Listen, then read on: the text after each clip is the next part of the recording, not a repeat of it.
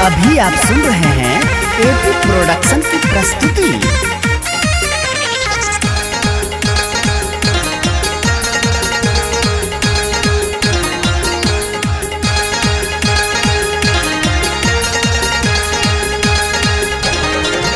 माई रह न सकीला तोरा बिन, मदर से दिखा जई तू, मदर से दिखा जई तू। तू ही जाने कटे हैं कैसे दिन, मदर से दिखा जई तू, मदर से दिखा जई तू। माई रह न सकीला तोरा बिन।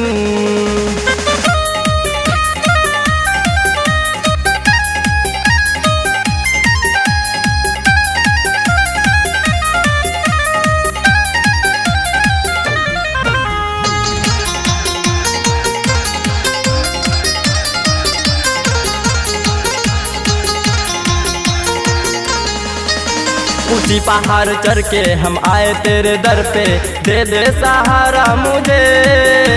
ऊंची पहाड़ चढ़ के हम आए तेरे दर पे, दे दे सहारा मुझे।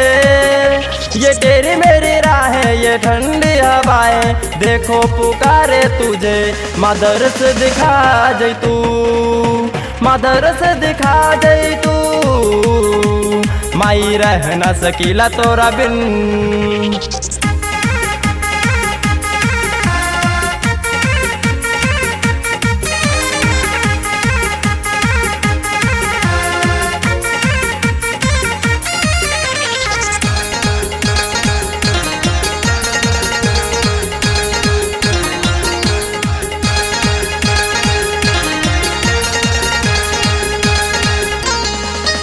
हम भक्तों की टोली को भर दो माँ झोली, आए हम तेरे शरण। हम भक्तों की टोली को भर दो माँ झोली, आए हम तेरे शरण। ये मेरे दोनों आंखें तेरा ही रास्ता देखे, कर दो माँ इन पे करम। मदर से दिखा जई तू, मदर से दिखा जई तू। माई रह न सकीला तोरा बिन।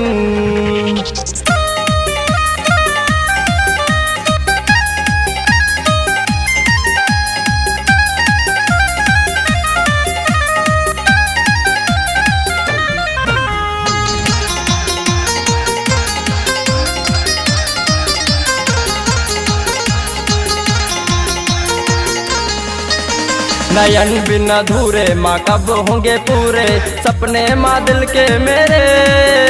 नयन बिन अधूरे माँ कब होंगे पूरे, सपने माँ दिल के मेरे।